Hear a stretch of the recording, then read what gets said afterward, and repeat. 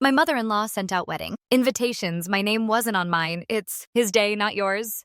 She smirked. I handed it back and said, then I guess you don't need me there? She laughed until my fiancé opened his invitation and realized what else she had changed. I'm 33, engaged to my partner Adrian, who's 35, Mitt. We've been together for over 5 years now, and things have been pretty good. We get along well, and the relationship is solid, but when it comes to his mom, well, let's just say she's not exactly my biggest fan. To give you some context, Adrian and I met a little later in life. After we both had our share of failed relationships, we hit it off immediately, and it wasn't long before we were talking about the future. The thing is, I've always felt like Adrian's mom, Janice, didn't really approve of me. She's the type of person who thinks she knows what's best for her son, and usually that means making sure he sticks with the women she thinks are right for him. Of course, I'm not one of those women. I have a mind of my own, and I've always been independent, which has never quite sat well with Janice anyway. When Adrian proposed, I was over the moon. It was everything I had hoped for until we started talking about the wedding. From day one, Janice was all over the details, offering unsolicited advice, pushing her vision for the event, and stepping all over our plans. She had her own ideas about what proper weddings should look like, and it was clear she expected us to fall in line. But the thing that really set me off was when the invitations arrived. I didn't even think to question it at first. I just assumed the envelope would have our names printed on it, mine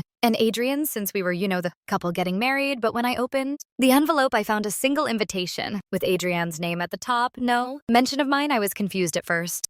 I thought maybe it was a mistake, so I turned the invite over, but nope. There was no mention of me. It just had his name and the date, no, and guest. Nothing, just him.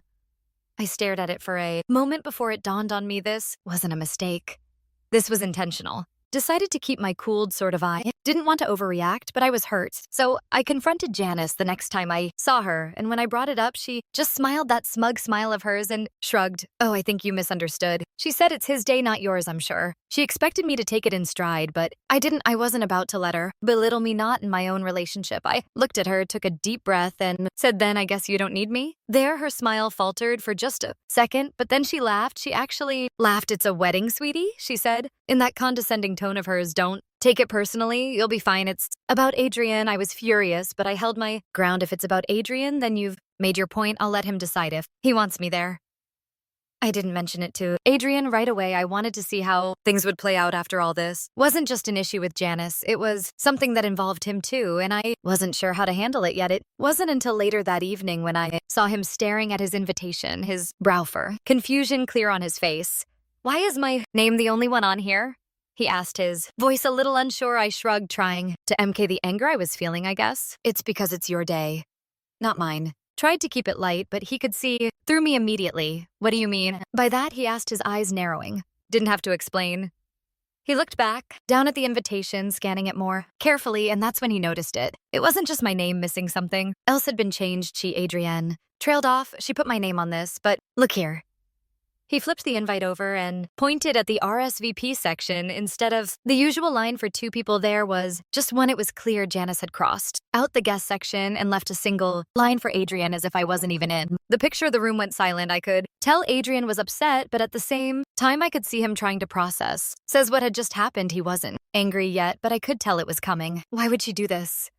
He muttered to himself. I didn't have an answer. All he knew was that this was no longer just an issue between me and Janice. It was between Adrian and his mother now, and I could see the storm brewing, but this was only the beginning. The more we uncovered about Janice's manipulations, the worse it got. Adrian didn't say much after that. He just sat there staring at the invitation, clearly torn between wanting to protect me and feeling like he had to choose between his mother and me. I could see it in his eyes. He was hurt, but also trying to process how his mom could be so blatantly disrespectful. I don't understand why she would do this, he said, quietly, almost to himself. He ran a hand through his hair, his usual calm demeanor cracking slightly. I could tell he was struggling to make sense of it, but the more I thought about it, the more I realized this wasn't just a slip-up or a minor oversight. This was deliberate. Janice had been subtly undermining me for months, ever since Adrian and I had gotten engaged. She had this way of making me feel small, like I wasn't good enough for her precious son. The invitations were just the latest in a long line of her petty little tactics to remind me that I wasn't in control, that I didn't have a say in anything. Maybe she just wants to have control over everything, I suggested, trying to make sense of it too. Maybe she thinks this wedding is all about her. Adrian nodded, slowly, his face hardening as he processed my words. I could see his mind working, trying to figure out what to do. Next, he was a good guy, but when it came to his mom, he often took the path of least resistance. He'd always been the peacemaker, and I could see how hard it was for him to confront her. I'll talk to her, he said finally, standing up. This isn't right. She shouldn't be doing this. To you, I could tell wanted to fix things, but a small part of me wondered if he was just trying to keep the peace. Wasn't sure if this was something that could be fixed with a simple conversation. Janice had a way of making everyone feel like they were the problem, even when it was clear she was the one causing all the trouble. Later that evening, Adrian went to call his mom. Didn't hear the conversation, but I could guess how it went based on the way Adrian's face shifted from frustration to resignation. When he hung up, he didn't look at me. At first, I weighted my stomach, twisting with anxiety. She says it was a mistake, he said finally, his voice flat. She's sorry about the invite, but she still thinks that I'm the one who should be the focus. I could tell from his tone that it wasn't really an apology, it was more like a dismissal.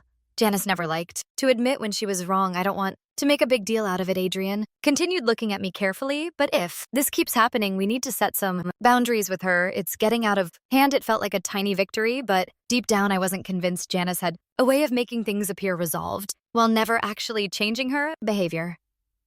I knew it was just a matter of time before she found another way to sabotage things. Over the next few days, Adrian and I tried to focus on the wedding planning. We had a lot to get done, and I didn't want this drama to overshadow everything. But Janice wasn't about to let us move on so easily. She had a way of inserting herself into every conversation, every decision, no matter how small. The worst part was when she started pushing us about the guest list. She insisted that we invite everyone she knew, including distant relatives and people we hadn't seen in years. Adrian didn't mind. He wasn't particularly close with half of the people on the list, but I was starting to feel suffocated. I didn't want a huge and personal wedding with people I barely knew. I wanted a small, intimate ceremony with the people who mattered most to us. But when I voiced my concerns, Janice shot them down. It's not just your day, dear, she said sweetly, her tone laced with something colder. It's Adrian's day too, and he wants his family there. And if you want this wedding to go smoothly, you'll listen to me. I bit my tongue. I wanted to argue, to tell her that this wasn't just about Adrian's family.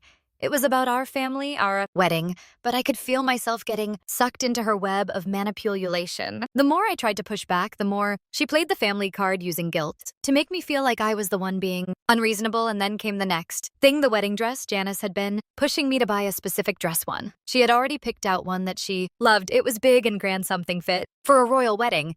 But when I looked at it, I didn't see myself in it. I wanted something simple, elegant, something that felt like me. When I told her that I had already bought a dress when I had picked out with my best friend, Janice's face darkened. I really think you should reconsider, she said, her voice colder now. You'll regret not listening to me. It was clear that she wasn't just trying to be helpful anymore. She wasn't being the loving mother-in-law. She was trying to control every single detail of our wedding, and it wasn't just the wedding anymore. It was becoming clear that she was trying to control our entire relationship. As time went on, I found myself more and more distant from Adrian, not because I didn't love him, but because I was starting to realize just how deep Janice's influence went. She was always there, always meddling, and it was beginning to strain things between us. The worst part was when she invited herself to the final dress fitting. I had no idea she would be there. I thought it was just going to be me and my best friend, a little celebration just as girls. But when I walked into the shop there, she was sitting in the corner, a smug look on her face as she watched me try on dresses. I felt like I was suffocating. I knew things couldn't go on like this, but I also knew that if I said anything, Adrian would be torn. He didn't want to upset his mom, but I wasn't willing to keep swallowing my feelings just to keep the peace. Then at that fitting, Janice said something that would change everything, something that made me realize how far she was willing to go to get what she wanted. The moment Janice spoke, I felt the air in the room shift, like something cold had just entered and taken over the space. I had just stepped out of the dressing room in a dress I was actually starting to like, a sleek, simple satin gown that felt like me, something I could wear with confidence. But the second I turned to look at Janice, I saw that smug, judgmental expression of hers, and I knew what was coming. I don't think that one's right, she said, her voice like honey, but with a sharp undertone. You know, a wedding dress should be memorable. It should make a statement. I looked over at my best friend who had been with me through this entire process. Her face mirrored mine. She was just as taken aback as I was. Janice, I've been looking for something simple, I said, trying to keep my voice calm. This is the one I feel comfortable in. Janice didn't even flinch. She just tilted her head and smiled, that smile of hers, the one that always made me feel like I was somehow lesser. Oh, I'm sure it's nice, dear, but you'll only wear it once. Are you sure? You want to waste that opportunity on something so basic? I tried to stay composed, but I could feel my blood starting to boil. This wasn't about the dress anymore. It was about the way way she was trying to undermine my every decision, no matter how small. I'm not wasting anything, I snapped, my patient, running thin. This is the dress I chose, and I'm wearing it. Janice's face hardened for just a split second, but she recovered quickly, and then the most ridiculous thing happened. She stood up, walked over to me, and put her hand on the dress like she was inspecting it, a disapproving look on her face. Well, if you think this is good enough for Adrian, then fine, but I just thought you might want to make a better impression. My best friend, who had been quiet up until now, finally spoke up. Janice, she's the one. Getting married here, you don't get to decide what's good enough for her. Janice turned to her, raising an eyebrow. Sweetie, I'm just giving my opinion. It's a mother's job. You know the tension in the room could have been cut with a knife. It felt like every nerve in my body was screaming at me to leave, to get away from her, but I couldn't not without making this worse. Adrian hadn't been there, and I knew that if I said anything too drastic now, it would make things worse between us. She was his mother. After all, I tried to shrug it off, not wanting to make a scene. Well, I've made my decision, and I'm not changing it. Janice didn't look satisfied, but she dropped the issue, at least for the moment. I went back into the fitting room to get out of the dress, feeling more and more defeated. She didn't even seem to care about how I felt, only about what she thought was best. And that feeling wasn't new. It had been there, lurking in the background every time she had inserted herself into our wedding plans. The moment I came out of the fitting room, Janice was on her phone, scrolling through something on the screen. I tried to push the interaction from my mind, but her presence still lingered like a shadow. Adrian hadn't been at this appointment, and while I had wanted to handle it on my own, I couldn't shake the feeling that I needed his support. I tried to put it out of my head. I couldn't let her ruin this day, and I wasn't going to let her control me later. That evening, Adrian and I sat down for dinner, and I could sense something had shifted between us. The weight of all the recent events, the pushback I'd been feeling from his mom, had been building, and I knew it was only a matter of time before it came to a head. Adrian cleared his throat and put down his fork. So what happened at the fitting today? I could tell he'd been waiting for me to bring it up. Janice happened. I said, my voice tight. She didn't like the dress I chose, and when I stood my ground, she made me feel like I was doing something wrong. Adrian winced, his expression pained. I know she can be difficult, but she's my mom. I don't want to get caught in the middle of this. I nodded, though it felt like a punch to the gut. I get that, but this is my wedding too. I can't keep letting her make decisions for us, Adrian. I'm not asking for her approval. I'm asking for you to stand by me when it matters.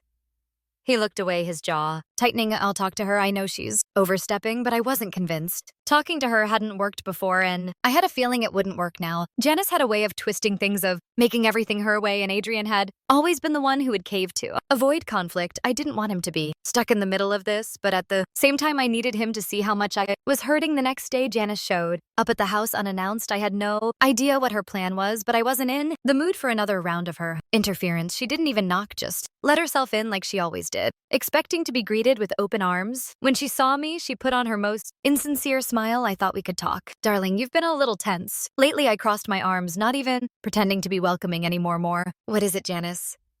She took a step closer, like she was trying to win me over, but I wasn't having it. I just wanted to make sure you knew that I wasn't trying to hurt you. I'm only looking out for Adrian. You know you should be grateful for that. I stared at her, unblinking. I'm not asking for your help. I'm asking for respect. She just laughed like this whole situation was some kind of joke to her. Oh, sweetie, you'll learn it's all part of the process. His family is everything. That was the last straw. The word stung, but I could see exactly where this was heading. If I didn't put my foot down now, it was going to keep escalating. She wouldn't stop until she had all the control, and I wasn't going to let that happen. I looked her dead in the eyes, and for the first time, I said something that completely took her off guard, but before I could get another word out, to the door opened.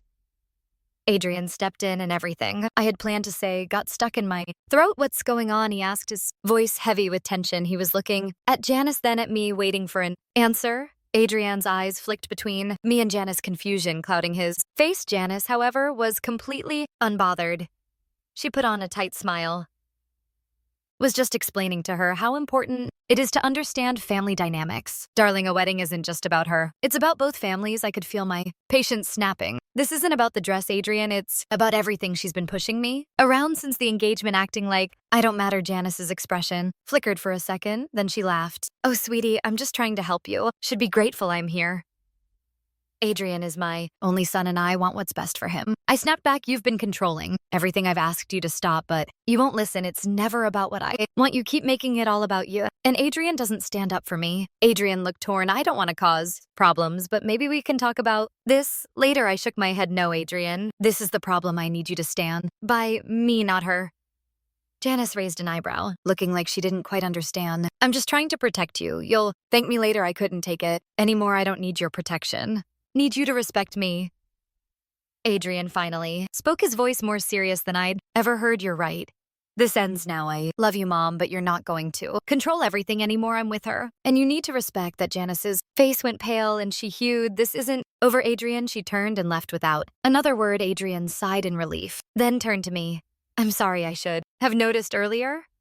I shook my head. It's not your fault, but now we need to set boundaries. He nodded, determined we will know more. Letting her control us. Update. The wedding's over, and honestly, I thought things would settle down, but the aftermath has been, well, let's just say, I'm not sure what I expected after the blow up with Janice. Adrian and I decided to go no contact with her for a while. We set some boundaries, but honestly, it's been hard. She's tried reaching out a few times, sending messages through Adrian, asking to talk, and that she wasn't treated fairly at the wedding. I could tell she was trying to make things about her again. She started making snide comments about my dress choice and the way things were handled, and it felt like all the work I'd done to keep the peace was just being undone.